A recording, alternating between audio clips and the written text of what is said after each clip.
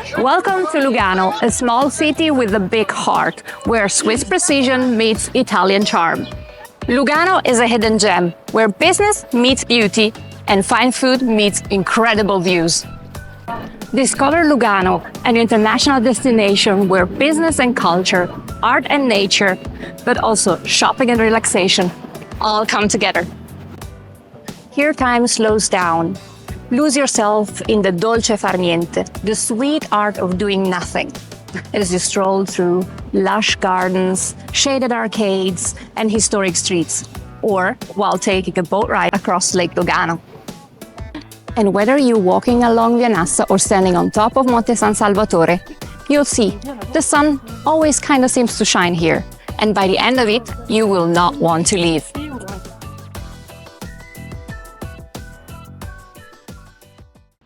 Today we discover Lugano, a beautiful place that you will not want to leave.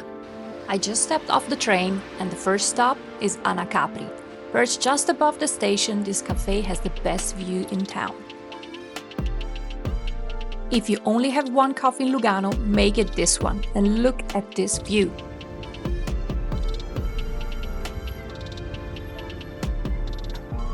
Fully recharged, we make our way to explore the city center.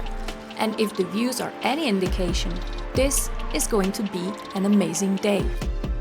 As we make our way down to the city center, you can see already the first landmark. And if you don't want to visit that one, you can always take the funicular. It will bring you down to the city center in a heartbeat. The funicular runs from the train station down to Piazza Cioccaro every day from 5 a.m. to midnight. Make sure to purchase your ticket before boarding. It's good to know there is a funicular once you have to walk up to the train station. Keep it in mind for the evening. Halfway to the city center, we make our first stop, the Cathedral of San Lorenzo, which is a remarkable building with a Renaissance facade. And although the building we see today is quite new, there has been a church on that site for over 1,000 years. Inside the cathedral there are many frescoes and valuable Baroque decorations. The Chapel of Madonna delle Grazie was founded in 1494 and rebuilt in 1774, following the plans of architect Giambattista Casasopra. It is richly decorated with columns and a marble altar.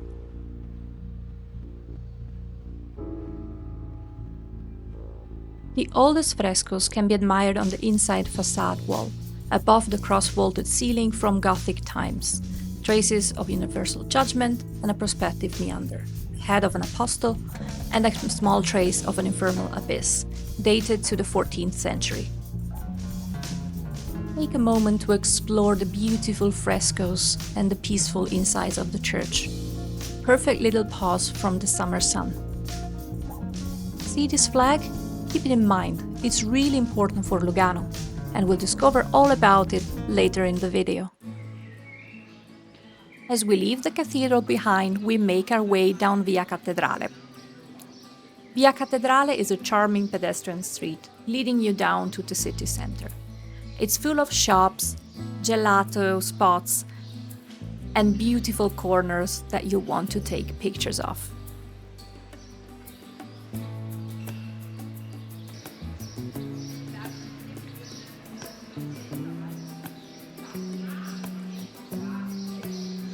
At the end of Via Cattedrale, you reach our next stop, Piazza Cioccaro.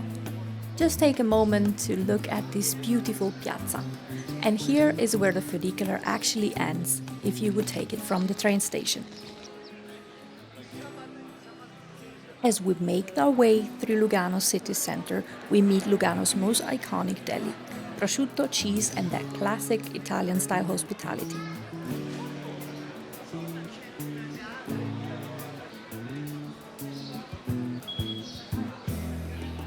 Further down the street, there's the Al Porto Café, a classic historical place, elegant and the perfect mid-morning pastry shop.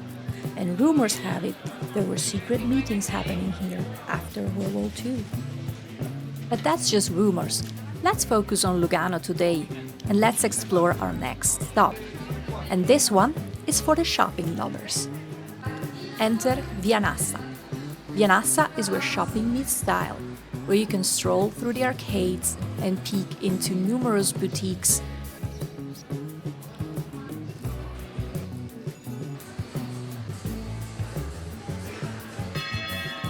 And when you're done shopping, it's time for sightseeing again. Our next landmark awaits at the end of Via Nassa. And just off the street is the church Santa Maria degli Angeli, home to breathtaking Renaissance frescoes. Originally part of a Franciscan monastery, it's home to Switzerland's most famous Renaissance fresco. It covers the whole wall of the nave, representing Passion and the Crucifixion of Christ. It's a masterpiece defined by great expressiveness and vividness of the individual scenes. When you're done admiring the masterpiece, look to the wall to the left. There's a large fresco depicting the Last Supper, with the familiar style. It's attributed to Bernardino Luini, who was influenced by Leonardo da Vinci. Don't miss the rest of the art inside the church. It's truly breathtaking.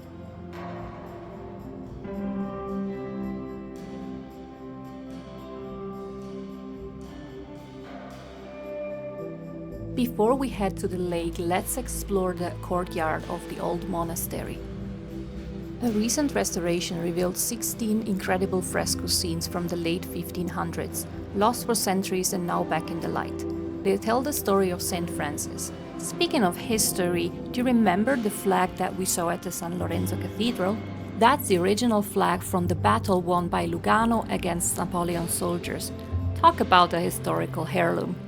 And if we switch from history to culture, don't miss LAC. LAC marks the modern edge of Lugano's soul, a space for art, concerts, and design. LAC Lugano Arte Cultura is the city of Lugano's cultural center, devoted to the stage and visual arts, as well as to music. Opened in 2015, it quickly managed to win the attention of both the public and sector professionals, thanks to its vibrant activity and strong productive drive. And even if you don't go inside, admire the stunning architecture designed by the Ticinese Ivano Gianola. As we leave LAC behind, you will see our next attraction right in front of us, the Lakefront.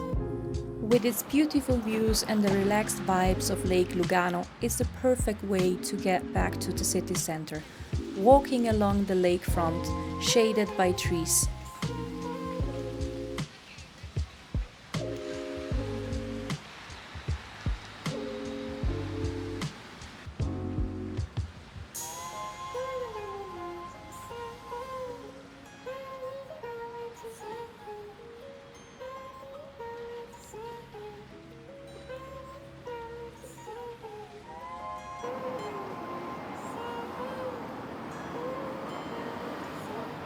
As you reach the city center of Lugano, make sure to stop on Piazza Riforma.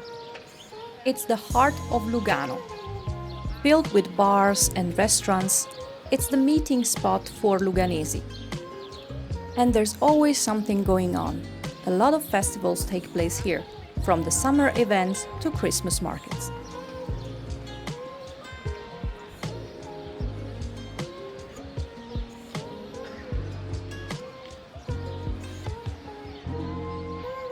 As you leave Piazza Riforma behind, you'll see endless alleys to explore.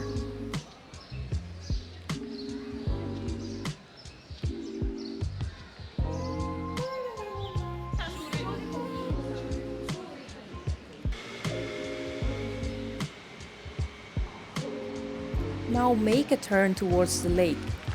From here you can spot Monte San Salvatore. The view from up there, incredible. But that's a story for another time. Because it's time for our next adventure. You've seen the lake from Lugano, but how about you see Lugano from the lake? Yep, you've guessed it, we are renting a vintage Pedalo. And hands down, it's so much fun.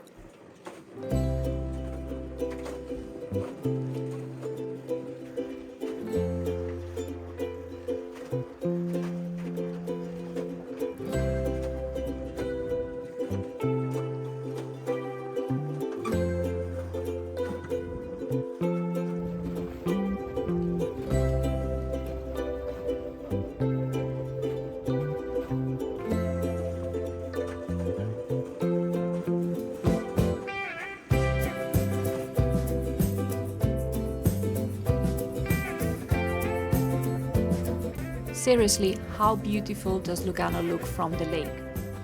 But now it's time to continue our lakefront walk to discover Parco Ciani. It's just a short walk from the lively center of Lugano, and it's considered one of the most beautiful Swiss parks. Overlooking the lake and with an area of 63,000 meters, this is Lugano's Green Heart. It's the perfect spot for both locals and tourists to relax, stroll in the shade of century-old trees, and of course enjoy the beautiful views of the lake. And take the iconic picture of Lugano with the gate overlooking the lake.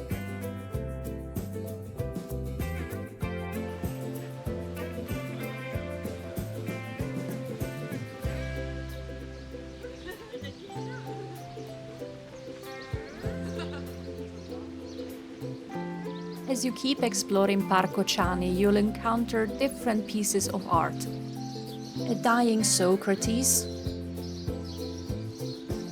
and the Sfera di Lugano, which reflects the beauty of the surrounding into its art.